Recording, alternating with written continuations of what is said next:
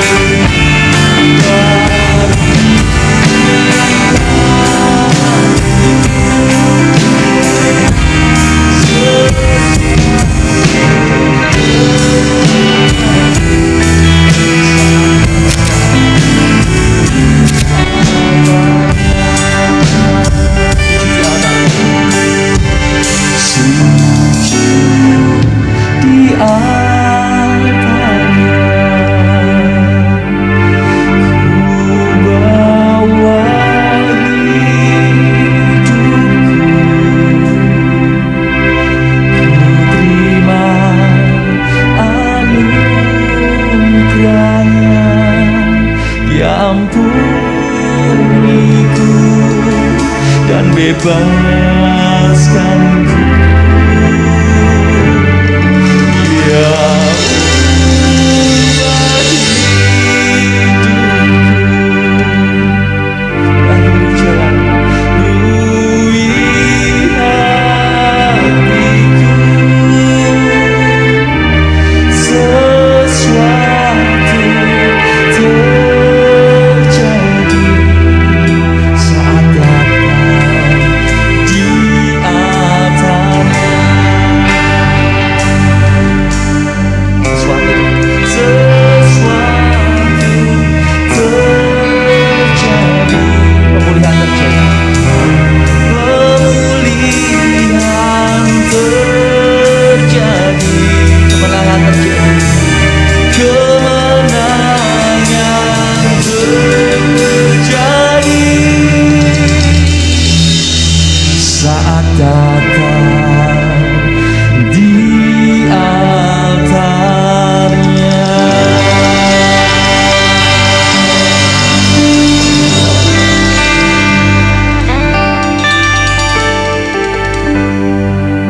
Saudara Isra bisa memimpin doa sebelum firman. Tuhan, kami sangat bersyukur atas pernyataan Tuhan, kasih Tuhan yang selalu nyata dalam kehidupan kami. Dan pada waktu ini Tuhan, kami segera mendengarkan, membacakan firman Tuhan ya, dan juga mendengarkan kebenaran firman Tuhan dari hamba-Mu Martin.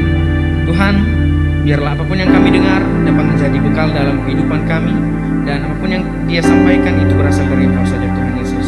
Terima kasih Tuhan, inilah doa kami berdoa dalam nama Yesus Kristus. Amin. Shalom, puji nama Tuhan. Generasi muda bagaimana kabarnya? Luar biasa. Wow, kesempatan yang indah. Saya bisa bertemu dengan sahabat-sahabat yang ada di sini. Puji nama Tuhan. Dengan semangat yang baru, dengan antusias yang baru, dan kita percaya bahwa kita di sini dipertemukan di Baktian Youth pada siang hari ini.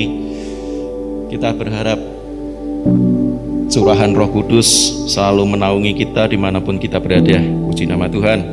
Mari kita buka firman Tuhan. Kita buka firman Tuhan di Roma 12 ayat yang pertama.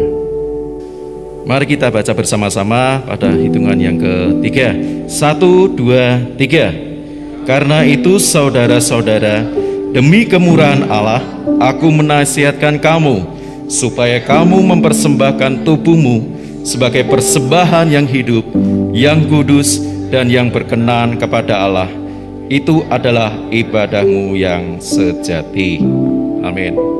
Tema pada siang hari ini adalah merokok itu apakah dosa?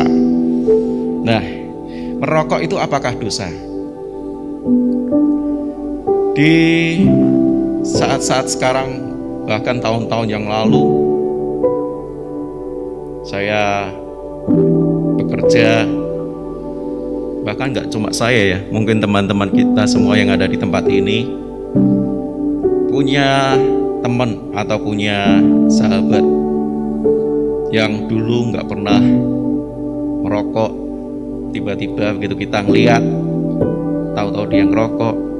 Dan merokok ini tidak memandang usia ataupun generasi. Bahkan anak SD pun kelas 1, kelas 2 itu sudah coba namanya merokok. Dan puji nama Tuhan, saya terus terang, saya tidak merokok, dan kalaupun itu kena kena asap rokoknya, saya itu sampai batuk-batuk. Jadi kalau saya berkumpul dengan teman-teman yang sukanya ngerokok, saya terus terang saya nggak suka. Saya pribadi tidak suka, karena itu bertentangan dengan saya. Saya menghindar. Bahkan sampai kata-kata teman-teman itu ya, ngapain kamu gabung sini loh? Kamu jangan sok suci lah, sok kudus lah. Ayo gabung sama kita. Kalau kitanya sendiri nggak bisa jaga diri, nggak bisa jaga hati, kita akan tertarik. Bahkan kita sampai kecanduan, bahkan kita sampai jatuh seperti mereka yang sudah terlebih dahulu sudah melakukan hal itu. Dan rokok itu membuat orang kecanduan. Karena rokok itu kita semua tahu ada racun namanya apa? Nikotin. Nikotin itu berfungsi merangsang sekaligus membuat itu penenang. Jadi seolah-olah kalau orang nggak ngerokok, wah orang ngalamun ya, dia pengen nyari sesuatu yang menyenangkan hatinya, menyenangkan pikirannya, menyenangkan dirinya. Lewat apa? Kalau sudah kebiasaannya rokok, ya udah, apapun berapa harganya, kalau seandainya nggak ada uang, aku minta rokokmu dong. Kemudian orang itu menghisap rokok itu, dan seolah-olah dia membuat pikirannya fresh, membuat seolah-olah pikirannya seger, dan bisa melakukan bahkan berpikiran lebih rileks lagi. Dan saya akan membagikan beberapa racun yang ada di dalam rokok. Walaupun racunnya itu sebenarnya banyak ya, tapi saya akan membagikan beberapa ini untuk pengetahuan kita, wawasan kita. Yang pertama adalah yang barusan kita terima tadi, dengarkan, nikotin yang menyebabkan kecanduan, bahkan itu bisa serangan pada otak seperti stroke ataupun serangan jantung. Itu yang pertama. Yang kedua adalah tar, bukan kue tar, tapi di situ adalah tar. Tar itu kadarnya, penyebab utama kanker. Dan yang ketiga itu adalah racun yang disebut karbon dioksida, yang mengambil oksigen dari hemoglobin, yang membuat seseorang itu bisa sesak nafas, serangan jantung ataupun serangan otak. Nah, beberapa tahun 94 saya ditinggal oleh papa saya karena dia suka merokok, dia suka minum kopi, dan ya ini jadi salah satu alasan saya kenapa saya nggak merokok, karena saya melihat apa yang terjadi pada papa saya itu nggak mau terjadi pada hidup saya. Saya nggak mau kalau saya seandainya dipanggil Tuhan dalam keadaan badan saya rusak semua, saya nggak mau. Biar sampai akhir hayat hidup saya, tubuh saya tetap bersih. Saya mau memuliakan Tuhan dengan seumur hidup saya dengan tubuh yang sehat dan yang bersih. Dan itu liver dari papa saya itu sampai membiru, paru-parunya lubang semua. Karena dalam satu hari itu papa saya bisa sampai 2-3 bungkus. Selesai 5 menit buang, baru ucap kata beberapa kalimat, isap lagi, buang lagi, sampai ditegur oleh kakak-kakak saya, bahkan ibu saya, kamu nggak usah ikut-ikut lah, hidup seseorang kan di tangannya Tuhan. Kita nggak bisa seperti itu, saudara. Memang hidup kita itu diatur oleh Tuhan, tapi bagaimana kita bisa mempertanggungjawabkan apa yang telah Tuhan berikan kepada kita, itu harus kita rawat. Kita dikasih tubuh yang sehat. Di sini nggak ada yang cacat kan, nggak ada yang punya tangan satu atau kaki satu, semuanya normal. Pergunakan itu untuk kemuliaan nama Tuhan. Dan saya akan membukakan firman buat kita semua. Saya akan membacakan firman salah satu di 1 Korintus 6 ayat yang ke-19. Atau tidak tahukah kamu bahwa tubuhmu adalah bait Roh Kudus yang diam di dalam kamu, Roh Kudus yang kamu peroleh dari Allah, dan bahwa kamu bukan milik kamu sendiri, sebab kamu telah dibeli dan harganya telah lunas dibayar. Karena itu muliakanlah Allah dengan tubuhmu. Tuhan Yesus itu menebus hidup kita itu dengan harga yang mahal. Kita nggak perlu membayar, karena Tuhan Yesus sudah melakukan dirinya sendiri di kayu salib untuk kita. Dan ini seputar kita ya. Lantas pantas enggak pengikut Kristus itu merokok? Nah, banyak beberapa di sekitar kita itu ada yang sudah melayani Tuhan, tapi hidupnya banyak yang tidak benar. Hidupnya banyak yang di luar jalurnya Tuhan. Contohnya dalam hal ini kita bahas adalah merokok. Saya menemukan jawaban sebagai pengikut Kristus yang telah ditebus oleh darahnya. Kita harus menghargai diri kita dan menyerahkan diri kita sepenuhnya kepada Tuhan. Pernah nggak kita mendapatkan bahwa merokok itu menguntungkan buat kehidupan kita? Kalau kita dipikir-pikir ya, misalnya rokok, saya taunya rokok jarum ya. Rokok jarum yang rata-rata di pasaran, di warung-warung itu ada. Itu enggak tahu harganya berapa. Ambil kata 20.000. Satu bungkus 20.000. Kita habiskan tiap hari nih. Ya kan? Tiap hari 20.000. 20.000 kalikan 30 hari itu berapa? Berapa itu? 600 apa berapa itu ya? Nah, terus kalau udah kalikan 12 dalam setahun. Nah, itu kalau sama aja kita itu bisa sebenarnya ya. Itu untuk DP sepeda motor bisa loh. Tapi karena kita sudah kecanduan, itu tuh sama aja kita membakar satu sepeda motor. Dan alangkah baiknya itu pergunakan untuk hal-hal yang positif. Dan dengan merokok kita sudah mengabaikan perintah Yesus Kristus dan memuliakan namanya melalui tubuh kita. Merokok itu membuat kita kecanduan, dan merokok itu membuat sesuatu ilah atau ilah-ilah lain di hidup kita. Padahal itu melanggar 10 perintah Allah yang pertama. Jangan ada ilah lain di hadapanku. Apa yang menjadi kecanduan kita? Mungkin game, mungkin rokok, mungkin sosmed, ya kan? Atau mungkin semua yang membuat kita jauh dari hadirat Tuhan, jauh dari perkenanan Tuhan, jauh dari keintiman kita dengan Tuhan. Tinggalkan itu semuanya. Di yang ayat pertama tadi yang kita baca bersama-sama di Roma 12, kita mempersembahkan yang hidup. Tuhan gak mau persembahan itu abal-abalan.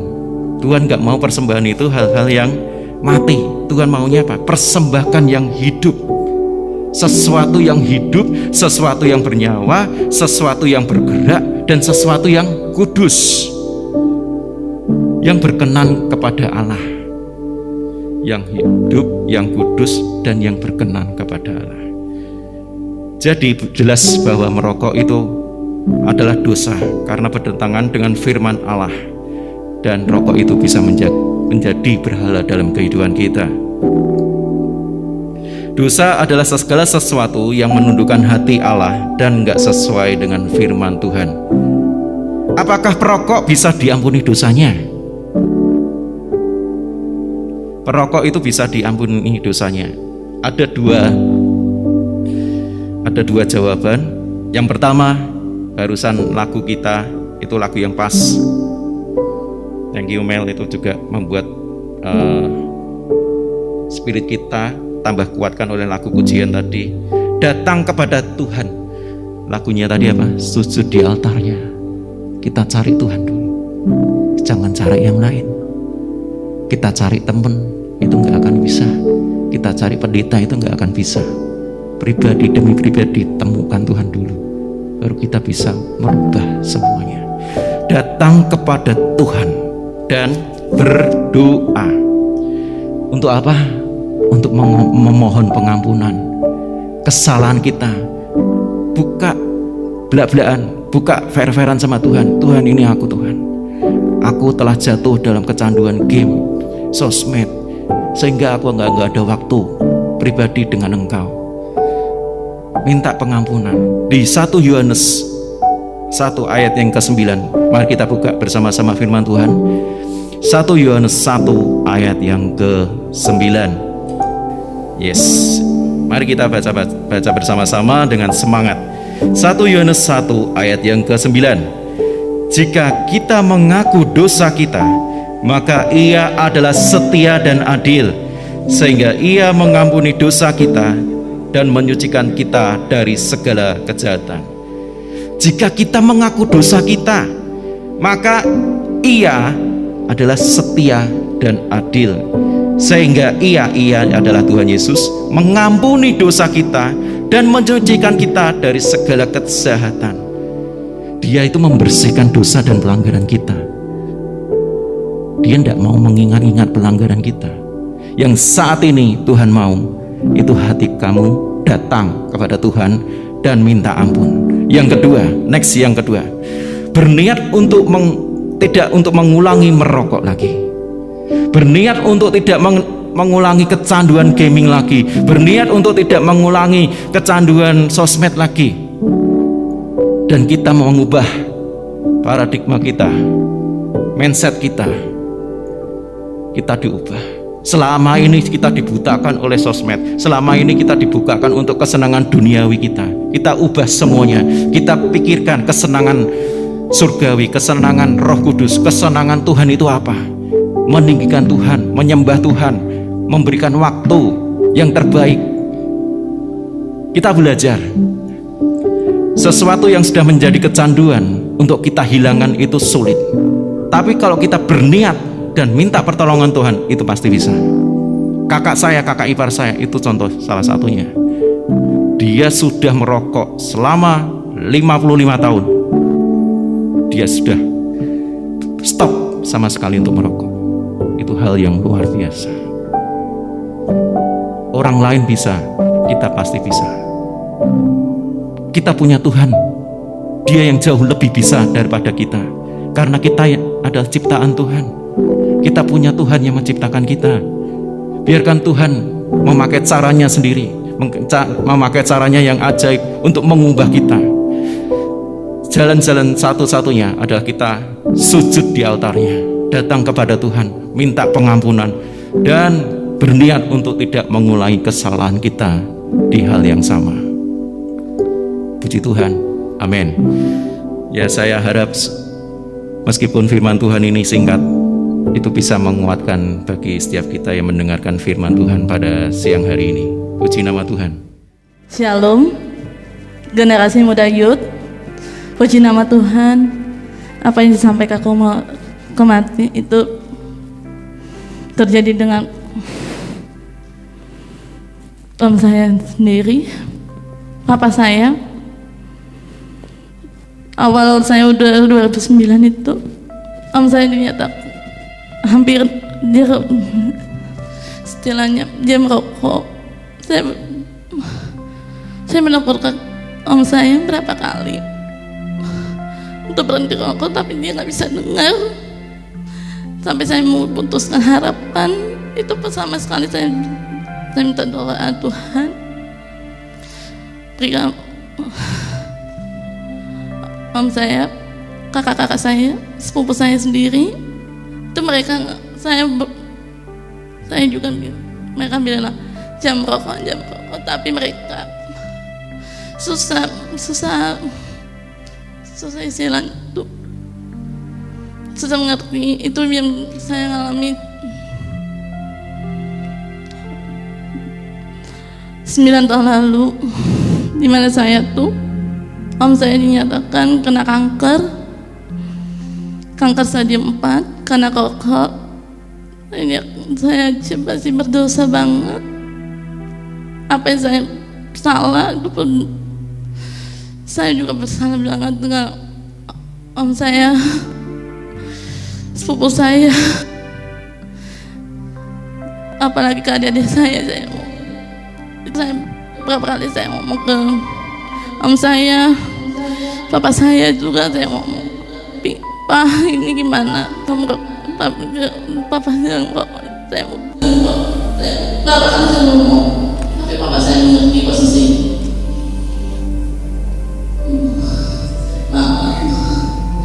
Apalagi anak-anaknya juga agak sulit juga. Gimana sih ngomongnya juga sering banget kami diskusi sebelum ngomong papa saya juga. Itu bertentangan dengan saya. Pas 2009 kelas 3 SD itu bilang sama saya, tadi saya masih kecil, dua-duanya itu sangat berat buat saya sebagai anak buah. Salah satunya mereka karena sebenarnya yang mereka itu saya kata mama saya ngomong saya dan walaupun tetap mereka merokok, tapi habis itu kalau dipanggil saya gimana menerus untuk panggilan saya untuk gimana untuk menyiapkan anak pun saya ngomong saya mama saya udah ngomong gimana kalau saya sebelum saya nikah dong saya nanti apa sampai dari aku susah mengerti untuk berarti obatnya pas mati pun Tuhan datang.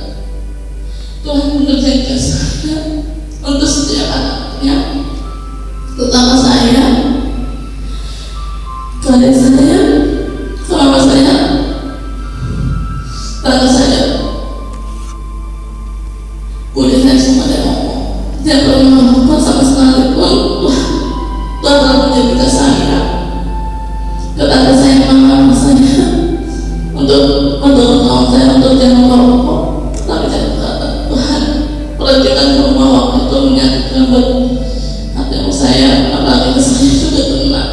Saya kena mau kejadian ini hilang sosok orang tua saya itu yang saya sampaikan ke teman-temannya, jangan pernah rokok dan jangan pernah memutus asa untuk berdoa percaya Tuhan dan diperlukan Tuhan dengan segenap hati. Mari saya undang kita untuk berdiri, kita mau berdoa. Kita mohon kepada kita yang mengucap syukur Tuhan kepada diri yang kami rasakan pada pagi hari ini. Seberapapun kami yang hadir di tempat ini Tuhan, kami percaya bahwa saat ini Engkau beserta dengan kami Tuhan. Pada pagi hari ini kalau ibadah yuk kami belajar Tuhan, untuk kami membukakan Engkau Tuhan. Biarlah mulai hari ini Tuhan tidak ada ilah lain di hadapan kami Tuhan, baik itu rokok maupun untuk candu, baik game atau yang lain Tuhan. Biarlah kami selalu setia mengikut Engkau Tuhan dan tidak membuatkan Engkau dalam hidup kami Tuhan. Engkau kembalikan motivasi kami kembali pada pagi hari ini Tuhan, supaya kami benar-benar tulus dan setia mengikut Engkau Tuhan.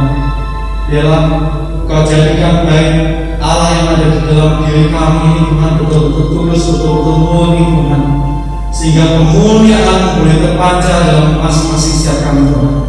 Terima kasih Tuhan Yesus telah berkati setiap kami yang telah hadir pada siang hari ini Tuhan, baik kami yang hadir di gereja ini maupun kami yang mengikuti ibadah secara online Tuhan. Kau memberkati kami satu persatu Tuhan.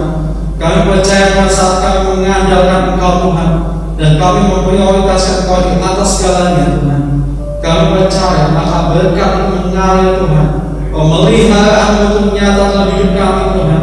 Pekerjaan kami diberkati, sekolah kami diberkati, keluarga kami diberkati, dimanapun kami berada Kau pakai kami menjadi saluran berkat dan saluran kasih-Mu. Dan setiap kita yang percaya mari sama-sama katakan amin. Terima kasih teman-teman sekalian, mari bergabung bersama dengan kita kembali di acara ibadah yuk di jam besok minggu setelah ibadah umum. Tuhan Yesus memberkati. Terima kasih juga teman-teman sekalian yang telah bergabung bersama dengan kita di acara ibadah online. Tuhan Yesus memberkati.